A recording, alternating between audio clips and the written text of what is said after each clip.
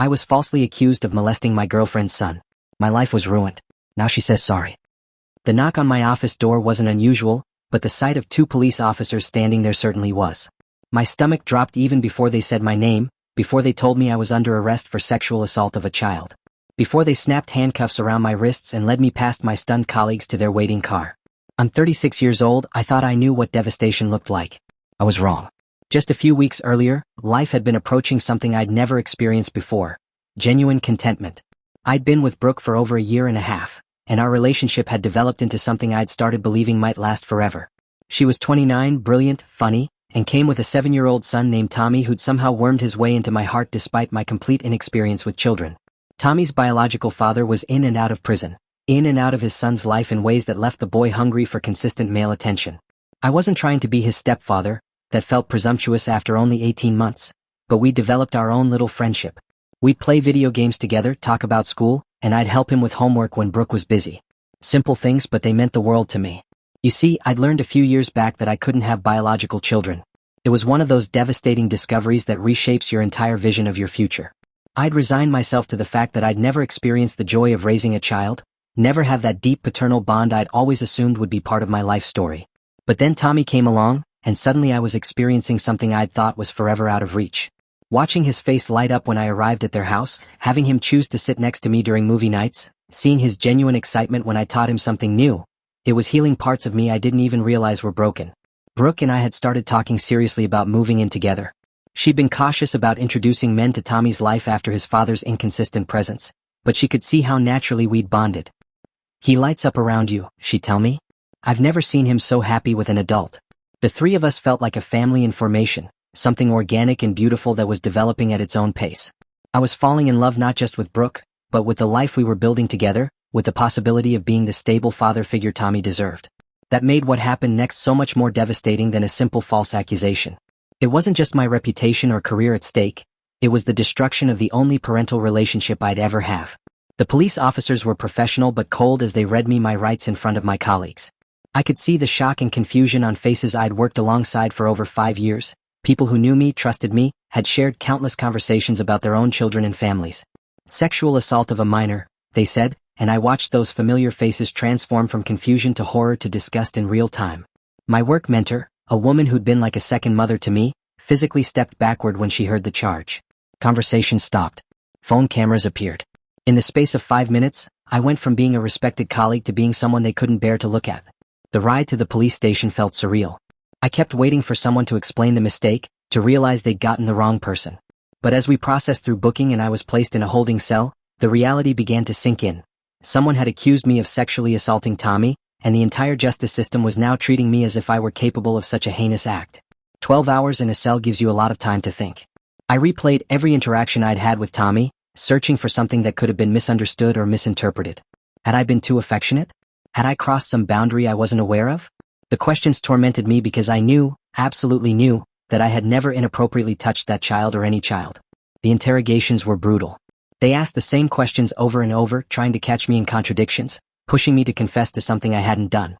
They described acts so vile I couldn't even repeat them, asking if I'd done these things to a 7-year-old boy I loved like my own son. When they finally released me on bail, the conditions were clear. No contact with Brooke or Tommy. No approaching their home, their school, their usual hangouts. In the space of 12 hours, I'd been completely severed from the 2 people who mattered most to me, and I had no idea why. Returning to work was humiliating beyond description. I'd been placed on gardening leave, which meant I was suspended with pay pending the outcome of the investigation. My colleagues who'd witnessed my arrest could barely make eye contact. My work mentor, who'd guided my career for years, actually turned and walked away when I tried to speak to her. The whispers followed me everywhere. I could feel their eyes on me, could sense the conversations that stopped when I entered a room. People I'd considered friends began removing me from social media. Invitations to after-work gatherings dried up. I was being treated as guilty until proven innocent, and the presumption of innocence felt like a legal fiction when faced with the court of public opinion. My manager called me in for a meeting within days of my arrest. The company's position was clear. Regardless of legal outcomes, my continued employment posed a reputational risk. We worked in a public-facing role, heavily involved in community outreach. Having someone accused of child sexual assault on the payroll, even if charges were eventually dropped, could damage their reputation irreparably. We have to think about our standing in the community, he explained, as if I weren't sitting right there, as if my 5 years of dedicated service had been erased by a single accusation. Even if you're legally cleared, people will remember the arrest. They'll question our judgment in keeping you employed. I was being sacrificed on the altar of corporate reputation management, and there was nothing I could do about it. My career, my financial security, my professional identity, all hanging by threads because someone had said I'd done something unthinkable. The stress was destroying me physically. I stopped sleeping, lost weight rapidly, and developed panic attacks that would hit without warning. I'd be walking down the street and suddenly unable to breathe, convinced everyone was staring at me, judging me, seeing me as a monster. The isolation was crushing, cut off from Brooke and Tommy, abandoned by colleagues, facing legal proceedings that could result in prison time for crimes I hadn't committed. When the letter arrived from the police department informing me that all charges had been dropped, I stared at it for 20 minutes before the words sank in. No explanation, just a simple statement that I wouldn't need to attend my next bail hearing, that the case was closed. I called the investigating officer immediately, desperate for answers. He was cautious with his words. There was still an active investigation, he said, but he confirmed what I'd barely dared hope. Tommy had confessed that he'd made up the accusation about me. I was innocent, officially and completely. The relief was overwhelming, but it was quickly replaced by a rage so pure it frightened me. For weeks, I'd been living in hell, watching my life disintegrate piece by piece, all because a 7-year-old had lied about me. The rational part of my brain knew he was just a child, that children don't understand the consequences of their words, but the emotional part of me was screaming for someone to pay for what I'd been put through. I got drunk that night, really drunk for the first time in years, and called Brooke. I needed answers. I needed to understand how the woman who claimed to love me could have believed I was capable of such horror. When she answered, her voice was small and broken. She immediately started apologizing, but I cut her off. I wanted the truth, all of it, no matter how much it hurt. The story that emerged was even more devastating than I'd imagined. Tommy hadn't fabricated the assault entirely. Something had happened to him, something real and traumatic. But it hadn't been me who'd hurt him. It had been Brooke's 12-year-old nephew, a kid I'd met a few times and instinctively disliked. He was disrespectful, aggressive, always getting into trouble at school and starting fights with other children. At a family party just days before my arrest, this nephew had assaulted Tommy the same way he himself had apparently been molested. When Tommy finally found the courage to tell his mother that someone had touched him inappropriately, he panicked about the family consequences of naming his cousin. So he said it was me instead. The investigating process had been traumatic for Tommy. The police interviews, the medical examinations, the constant questions about details he didn't want to remember or discuss. Eventually, the pressure became too much and he admitted the truth. It hadn't been me. It had been his cousin. As Brooke explained all this through tears, I felt my heart breaking in new ways. Tommy had been genuinely abused, genuinely traumatized, and in his fear and confusion, he destroyed my life to protect his family's secrets. Brooke had done what any mother would do when faced with evidence that her child had been sexually assaulted. She'd reported it to the authorities and cooperated with their investigation. But none of that rational understanding could erase what I'd been through, what I was still going through. My career was over, my reputation destroyed, my relationship with both of them irreparably damaged. The fact that Tommy's lie had been born of trauma rather than malice didn't make the consequences any less devastating. I hung up on Brooke that night and deleted all my social media accounts. I couldn't face the possibility of seeing posts about their lives, updates about Tommy's recovery, reminders of the family I'd lost through no fault of my own. Brooke began calling constantly after our phone conversation. Texts, emails, voicemails, all carrying the same message. She was sorry, so incredibly sorry, but she'd had to protect her son. She'd known in her heart that I wasn't capable of such things, but when faced with her traumatized child's accusation, what choice did she have? She wanted us to work through it, to find a way back to what we'd had before. The crisis could make us stronger, she insisted. Tommy missed me terribly, had been crying about hurting me, wanted desperately for me to forgive him. They both loved me, she said. Surely love could overcome this. But I had nothing to say to her. Every time I thought about responding, I was overwhelmed by the magnitude of what had been taken from me.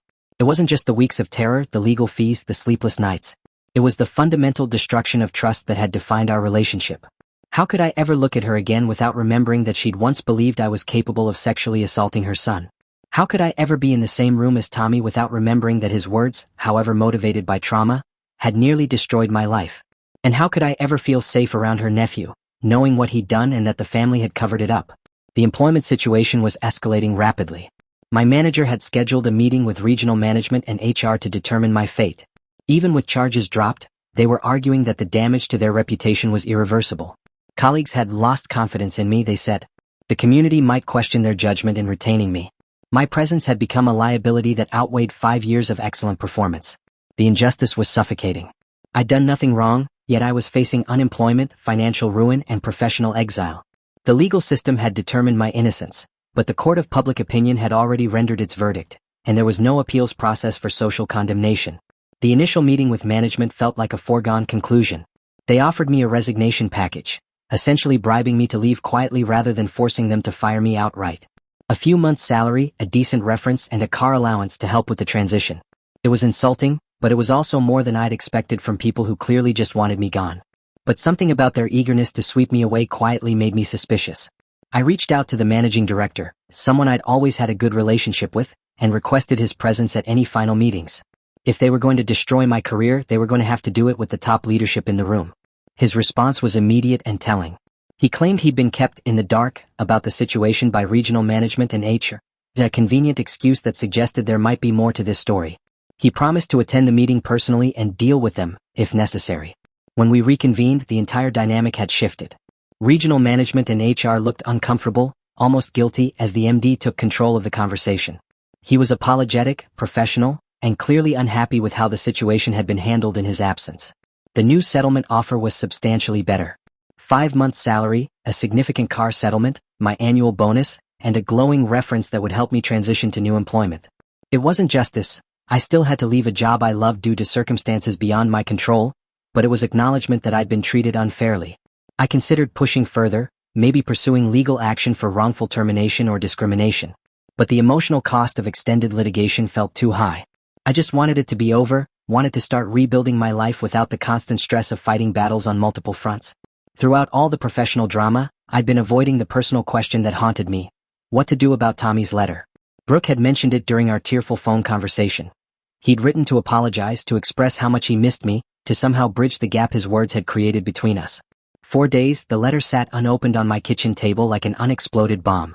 I knew that reading it would either heal something broken inside me or destroy what little emotional stability I'd managed to maintain. Tommy was just 7 years old, traumatized and confused, caught between loyalty to his family and the weight of his false accusation. When I finally opened it, the childish handwriting nearly broke me. "Dear Michael, I'm sorry. I love you. You're my best friend." Simple words that carried the weight of genuine remorse and affection, written by a child who didn't fully understand the magnitude of what his lie had cost both of us. I sat with that letter for hours, cycling through emotions I couldn't name.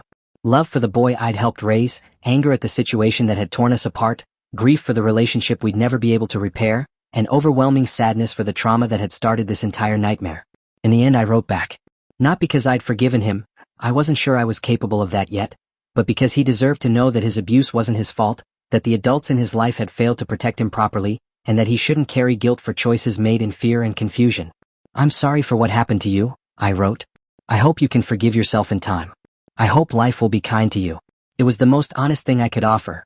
Not absolution, not promises of reconciliation, but recognition of his humanity and wishes for his healing. The letter exchange forced me to confront the question I'd been avoiding. Was there any path forward with Brooke and Tommy?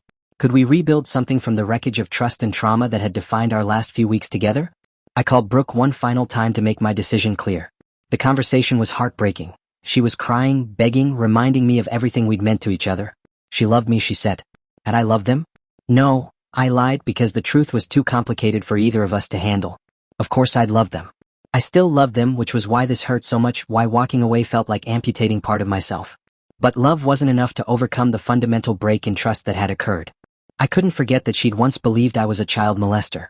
I couldn't forget that Tommy's accusation had destroyed my career, my reputation, my faith in the justice system. I couldn't forget that her nephew was still part of their family, still a potential threat to Tommy and other children, still someone I'd have to encounter if I remained in their lives. The practical considerations were overwhelming too. Even if we could work through the emotional trauma, how could we ever have a normal relationship? Every disagreement would carry the implicit threat that she might doubt me again, might side against me if another crisis emerged. Every interaction with Tommy would be shadowed by the knowledge that he'd once lied about me in ways that nearly destroyed my life. I blocked her on everything, deleted my remaining social media accounts, and began planning my escape. I'd booked a camping trip to Scotland, originally intended as a brief retreat but which ended up lasting nearly 4 weeks. I needed physical distance from the wreckage of my life, space to process what had happened and figure out how to move forward. The weeks in the Scottish Highlands were exactly what I needed: silence, solitude, and the kind of natural beauty that puts human drama into perspective. I hiked, read, wrote in a journal, and slowly began to feel like myself again rather than just a victim of circumstances beyond my control. When I returned, I found that Brooke had been talking about me on social media, portraying me as the villain who'd abandoned her and Tommy in their time of need. The irony was crushing. I was being painted as heartless for protecting myself from a situation that had already cost me everything I'd worked for professionally. But I'd expected something like this. Hurt people often rewrite history to make themselves the heroes of their own stories, and Brooke was no exception. She needed to believe that I was the problem, that my inability to forgive and forget made me the bad guy, because the alternative was confronting her role in destroying an innocent person's life. I was already making plans to relocate anyway. The small community we'd lived in felt contaminated by everything that had happened. Too many people knew the story, had formed opinions, carried assumptions about my guilt or innocence that would color every future interaction. Starting fresh somewhere else felt like the only path to genuine recovery. Tommy's lie wasn't motivated by malice but by trauma and fear. He'd been genuinely abused, genuinely terrified, and had made a desperate choice to protect his family by sacrificing me. I understand his reasoning even as I struggled to forgive its consequences. He was 7 years old, dealing with experiences no child should face, and he made the best decision he could with the emotional and cognitive tools available to him. But understanding doesn't erase the damage. My career never fully recovered. The specialized field I'd worked in was small, and word travels fast in tight-knit professional communities. I eventually found other employment, but I never again achieved the level of responsibility and compensation I'd lost. The financial impact rippled through every aspect of my life, affecting everything from housing to retirement planning to the kinds of opportunities one could pursue. The social consequences were equally lasting. Friends who'd supported me through the crisis remained part of my life, but many relationships never recovered from the strain of false accusations and social stigma. Dating became fraught with complications. How do you explain to potential partners that you were once accused of child sexual abuse, even if the charges were dropped? The shadow of suspicion, once cast, proved nearly impossible to escape completely. The camping trip to Scotland became an annual tradition, a reminder that I could find peace and perspective even in the darkest circumstances. The natural world doesn't care about human drama, and there's something healing about being reminded of your place in the larger scheme of things. I never had another relationship with someone who had children. The risk felt too great, the potential for similar devastation too high. It wasn't fair to future partners or their children, but it was the only way I felt safe moving forward. Some traumas change you in ways that can't be undone, and this was one of them. Tommy would be in his late teens now. I sometimes wonder how he processed everything that happened, whether he received proper treatment for his trauma, whether his cousin faced consequences for the abuse that started this entire nightmare. I hope he's thriving, hope the family found ways to heal, hope he understands that complex situations rarely have simple villains or heroes. Brooke and I never spoke again after that final phone call. I heard through mutual acquaintances that she eventually moved away too, starting fresh in a new community where the story wouldn't follow them. I hope she found happiness, hope she learned to trust her instincts about people, hope she created the stable family environment Tommy deserved. The nephew who caused all of this disappeared from my awareness completely. I made the conscious choice not to follow up on what happened to him, not to seek information about whether he was prosecuted or received treatment. That part of the story wasn't mine to know, and learning more wouldn't change anything about my own experience or recovery. What I learned, ultimately, was that life is far more fragile and unpredictable than we like to believe. A single night of false accusations can destroy decades of reputation building. A child's traumatized lie can end careers, relationships, and dreams. Good people can make choices that devastate other good people without anyone being truly at fault. I'm different now than I was before this happened. More cautious, more protective of my boundaries, more aware of how quickly life can change. But I'm also more resilient, more clear about what matters to me, more grateful for simple pleasures like sleeping peacefully and waking up without dread.